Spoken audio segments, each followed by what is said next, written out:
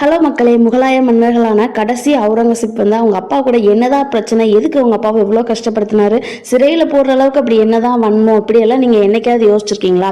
அப்படி யோசிச்சிங்கன்னா உங்களுக்கான பதில் தான் இந்த வீடியோ. சரி, அந்த கதையை அப்படியே ஒரு ஓரமாக வச்சுட்டு இப்போ நடந்துட்டு இருக்க கதைக்கு வரலாம். ஃப்ரெண்ட்ஸ் படத்தில் விஜய் கேரக்டர் சூர்யா கேரக்டரோட தம்பியை சின்ன வயசில் விளையாடும் போது தெரியாமல் கவனக்குறைவாக நிலவரைக்குள்ள வச்சு பூட்டிடுவாங்க. அப்போ அந்த நிலவரை என்னன்னு என்னைக்காவது யோசிச்சிருக்கீங்களா?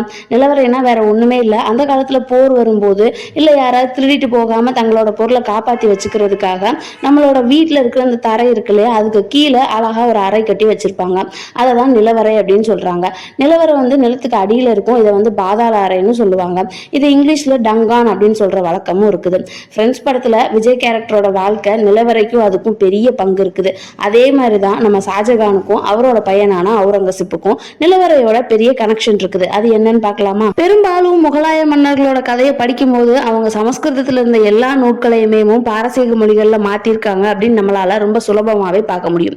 இதுல இருந்தே முகலாயர்களுக்கும் பாரசீக அரசர்களுக்கும் ரொம்பவே நெருங்கிய கனெக்ஷன் இருந்திருக்கு அப்படிங்கிறதையும் நம்மளால தெரிஞ்சுக்க முடியுது. இந்த கனெக்ஷனையும் பிற்காலத்துல பாரசீக அரசர்கள் நம்மளோட இந்தியாவுக்கு வந்து நம்மளோட வைரங்கள் தங்கங்கள் இதெல்லாத்தையுமே திருடிட்டு போனாங்க அப்படின்னு சொல்லப்படுது. இன்னொரு பக்கம் இந்த முகலாய அரசர்களை தான் கொடுத்து விட்டாங்க அப்படின்னு சொல்லப்படுது. சரி, அது நம்மளுக்கு தேவையில்லை. இப்போதைக்கு நம்மளுக்கு ஷாஜகானுக்கும் அவுரங்கசீப்புக்கும் என்ன பிரச்சனை அப்படின்றத மட்டும்தான் நம்ம பார்க்க போறோம். இந்தியாவில் இருக்கிற அவுரங்கசீப் பாரசீக மன்னருக்கு சில பரிசு பொருட்களை தன்னோட தூதுவன்கிட்ட கொடுத்து அனுப்பிச்சு விடுறாரு. பாரசீக மன்னனும் அந்த பரிசு பொருட்களை எல்லாம் ஏத்துக்கிட்டு இந்த தூதுவனை நல்லாவே உபசரிக்கிறாரு. அங்க போனதுக்கான கவனிப்பையும் ரொம்ப சிறப்பாவே கொடுக்கிறாரு. கவனிப்பெல்லாம் முடிஞ்சதுக்கு அப்புறமா தூதுவன் கடைசியில மன்னனை பாக்குறதுக்கு வர்றான். வரும்போது அந்த பாரசீக மன்னன், நீ சக்கரவர்த்தி ஷாஜகான் பழகி இருக்கிறியா அப்படின்னு கேட்கிறாரு. அதுக்கு அந்த தூதுவன், ஆமா, சக்கரவர்த்தி ஷாஜகான் ரொம்பவே நல்லவர், ரொம்ப இயல்பா பழகக்கூடியவர், ரொம்ப இலகிய மனம் படைச்சவர், அவரை பிடிக்காம யாராச்சும் இருப்பாங்களா அப்படிங்கிற மாதிரி பதில் கொடுக்குறான். இதை கேட்ட உடனேமோ அந்த பாரசீக மன்னருக்கு கோபம் கொந்தளிக்குது. அடே துரோகி, ஷாஜகான் எவ்வளவு நல்லவர், அவரிடம் நல்லா பழகிட்டு அவரோட செல்வங்கள் எல்லாம் உபயோகப்படுத்திட்டு அவர் கொடுத்த சொகுசுல நல்லா வாழ்ந்துட்டு இப்ப இருக்கிற அவரோட மகனான அவுரங்கசீப்புக்கு நீ இவ்வளவு தூரம் வேலை பார்க்கிற, அவரை சிறையில தள்ளும் போது நீ அதை எடுத்து போராடி இருக்க வேண்டாமா, நீ இவ்வளவு பெரிய துரோகியா இருந்திருக்கிறிய அப்படின்னு கோச்சுக்கிறாரு. தூதுவனுக்கு மொட்டையடிச்சு மீசையெல்லாம் வலிச்சு அவமானப்படுத்தி இந்த பரிசு பொருட்கள் எல்லாம் சேர்த்து உன்னோட மன்னன் கிட்டேயே திருப்பி கொடுத்துரு, அது போக அது கூட 150 பாரசீக குதிரைகளையும் வைரங்களையும் கொடுத்து அனுப்பிச்சு விடுறாரு. தூதுவன் அவுரங்கசீப் கிட்ட வந்து அங்க நடந்த எல்லா விஷயத்தையுமே சொல்லி பாரசீக மன்னன் தன்னை அசிங்கப்படுத்தினதையும் சொல்லி ரொம்பவே வேதனைப்படுறாரு. இது போதாதுன்னு இன்னும் கொஞ்சம் எக்ஸ்ட்ராவா அவரையும் அள்ளி போடுறாரு. இதை கேட்ட அவுரங்கசீப்புக்கு அந்த மன்னன் அசிங்கப்படுத்தினதை ஏத்துக்கிறவே முடியல. எம்மேல அப்படி ஒரு குற்றச்சாட்டையா பாரசீக மன்னர் சொன்னாரு அப்படின்னு தூதுவன் கிட்ட திருப்பி திருப்பி திருப்பி கேட்டுக்கிட்டே இருக்கிறாரு. அந்த இடத்துல பார்க்கும்போது கிட்டத்தட்ட அவுரங்கசீப் கொஞ்சம் பைத்தியம் மாதிரியே நடந்துக்கிறாரு. இதெல்லாத்தையுமே பார்த்த தூதுவனுக்கு ஏதோ பெரிய போர் வரப்போகுது அப்படிங்கிற மாதிரி ஒரு மனநிலைக்கு போயிடுறாரு. ஆனா தூதுவன் நினைச்ச மாதிரி எந்த போருமே வரல. கொஞ்ச நேரத்துக்கு அப்புறமா தன்னோட சுயநினைவுக்கு திரும்பின அவுரங்கசீப் உண்மையை புரிஞ்சு கொள்ளாதவங்க, அதை புரிஞ்சுக்கிறதுக்கு விருப்பம் கூட இல்லாதவங்க கொடுத்த எந்த பரிசு பொருளும் எனக்கும் என்னோட தேசத்துக்கும் வேண்டியதில்லை. அந்த 150 குதிரைகளையும் ஒரே இடத்துல கட்டி போட்டு தீ வைக்க சொன்னாராமா. குதிரைகள் எல்லாமே தீயில எரிஞ்சு சாம்பலானதுக்கு அப்புறமா அவர் கொடுத்த வைரங்களை அதுலயே தூக்கி வீசிட்டாராமா. ஏன் அவுரங்கசீப் பாரசீக மன்னரோட அந்த வார்த்தைகளை இவ்வளவு கொடூரமா ரியாக்ட் பண்ணணும்? போடா முட்டாள் அப்படின்னு சொல்லிட்டு அவுரங்கசீப்பால அந்த வார்த்தைகள் இருந்து ஏன் கடந்து போக முடியல? அதற்கு ஏன் பாரசீக மன்னர் கொடுத்த 150 குதிரைகளை எதிர்த்து சாம்பலாக்கி குதிரைகளை வேதனைப்படுத்தணும்? இதுக்கு எல்லாத்துக்கும் காரணம் அவுரங்கசீப் தன்னை ரொம்ப நல்லவனாவே நினைச்சிட்டு இருந்திருக்கிறாரு. அது போதாதுன்னு அவுரங்கசீப் தன் தந்தைக்கு ஷாஜகானுக்கு ரொம்ப நன்மை செய்ததாவே வாழ்நாள் எல்லாமே நினைச்சிட்டு இருந்திருக்கிறாரு. என்னங்க, அவர்தான் சிறையில் அடைச்சு அவ்வளவு கொடுமைப்படுத்தினாரு, எப்படி நல்லது செஞ்சிருப்பாருன்னு அவர் நினைச்சிருப்பாரு அப்படின்னு கேட்டீங்கன்னா அதுக்கான கதை தான் இது. அவுரங்கசீப் சின்ன வயசுல இருந்தே யாரையுமே நம்ப மாட்டாராமா. அதுக்கான காரணம் அவரோட வாழ்ந்த சூழ்நிலை, அங்க இருந்த அரசியல் தன்மை, இது எல்லாத்தினாலையுமே சின்ன வயசுல இருந்து யாரையுமே நம்புற பழக்கம் இல்லையா அவருக்கு. ஷாஜகானுக்கு மொத்தம் 4 பசங்கள். மூத்த பையன் தாரா ஷுக்கோ, 3வது பையன் தான் நம்மளோட அவுரங்கசீப்.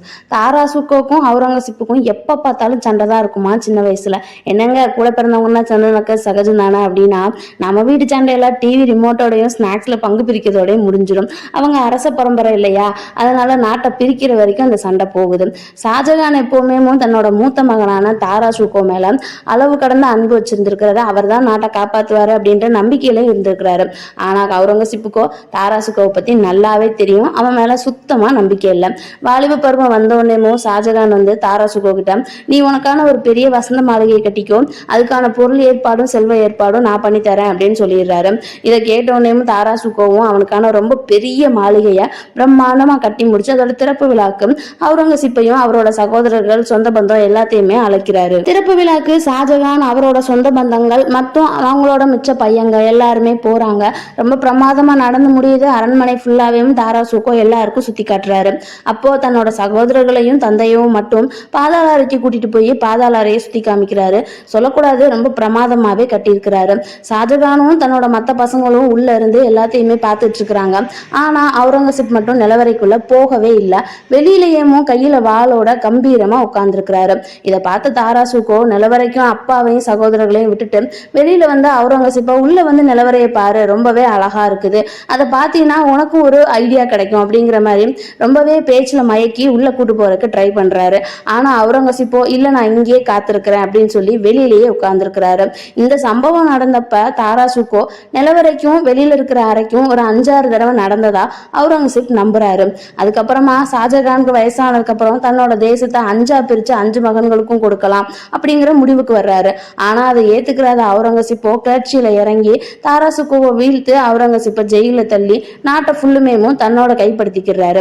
இது வெளியில இருந்து பாக்குற ஹிஸ்டரி. ஆனா அவுரங்கசீப்போட இடத்துல இருந்து பார்த்தா அவரோட உண்மையான கருத்து என்ன அப்படிங்கிறதும் புரியும். சிறையில இருந்த தன்னோட தந்தையான ஷாஜகானை பார்க்கும்போது அவுரங்கசீப் சொல்றாரு, நான் வேற வழி இல்லாம தான் நாட்டை 5 பங்கா பிரிச்சிடக்கூடாது அப்படிங்கிறதுக்காக தான் உங்களை சிறையில வச்சிருக்கிறேன். முன்னாடி சில காலத்துல அண்ணன் ஒரு அரண்மனையை கட்டினப்ப நம்மளை எல்லாருமே பார்வையிடுறதுக்கு கூப்பிட்டு போனாரு. அப்போ மற்ற சகோதரர்களும் நீங்களும் நிலவரைக்குள்ள இருந்தீங்க. அவர் அந்த நேரத்துல எதுக்காக பதட்டத்தோட உள்ளேயும் வெளியும் அலைஞ்சாருன்னு உங்களுக்கு தெரியுமா அப்படிங்கிறாரு. ஆனா ஷாஜகான் பதில் எதுவுமே இல்லாம அமைதியா அவுரங்கசீப்பை பார்த்துட்டு இருக்கிறாரு. அதற்கான பதில எனக்கு நிச்சயமா தெரியும் அப்பா, அவன் நம்மளை எல்லாரையுமே நிலவரைக்குள்ள வச்சு பூட்டி கொன்னுட்டு ஆட்சியை கைப்பற்றணும்னு நினைச்சான். ஆனா நான் வெளியில சொல்லாமலேயும் அவனோட சரியை முறியடிச்சு உங்களை இத்தனை வருஷமா சக்கரவர்த்தியா இருக்கிறதுக்கு துணை செஞ்சிருக்கிறேன். சின்ன வயசுல இருந்தே நீங்க அண்ணன் மேலதான் அதிகமா பிரியமா இருந்திருக்கிறீங்க. அதனால இந்த விஷயத்த நீங்க ஏத்துக்கலனா கூட உங்களை காப்பாத்தின நம்பிக்கையும் அதோட நிம்மதியும் எனக்கு இருக்குது அப்படின்னு சொல்லி முடிக்கிறாரு. இதை படிக்கும்போது தான் பாரசீக மன்னனோட அப்பட்டமான பழிய அவுரங்கசீப்பால ஏன் ஏத்துக்கிற முடியல, அதனால எதுக்காக அவ்வளவு வேதனைப்பட்டாரு அப்படிங்கிறத புரிஞ்சுக்கிற முடியுது. இப்போ நம்ம ஃப்ரெண்ட்ஸ் படத்துக்கு வரலாம். ஃப்ரெண்ட்ஸ் படத்துல விஜய் கேரக்டர் நிலவரை ஒரு குற்ற உணர்ச்சியை அவருக்கு கொடுத்துச்சு. ஆனா அவுரங்கசீப் வாழ்க்கையிலேயோ நிலவரை தன்னோட தந்தையை காப்பாற்றிய இடம் அப்படின்னு நினைக்கிற அளவுக்கு பெருமிதத்தை கொடுக்குது. ஒரே வார்த்தை தான், ஆனா 2 பேருக்கும் கொடுக்குற உணர்வுகள் வேற வேற. இவ்வளவு நாள் நீங்களும் என்னைய மாதிரியமோ அவுரங்கசீப்பை தப்பா நினைச்சிட்டு இருந்தீங்க அப்படின்னா அதை கமெண்ட் பாக்ஸ்ல சொல்லுங்க. இப்போ உங்களோட நினைப்புல ஒரு சின்ன மாற்றம் இருந்தா அதையுமே சொல்லுங்க. வீடியோ பிடிச்சிருந்தா லைக் பண்ணிட்டு சேனல் அப்படியே சப்ஸ்கிரைப் பண்ணிக்கோங்க. அடுத்து ஒரு யூஸ்ஃபுல்லான கண்டென்ட்ல மீட் பண்ணலாம். டாடா பாய்.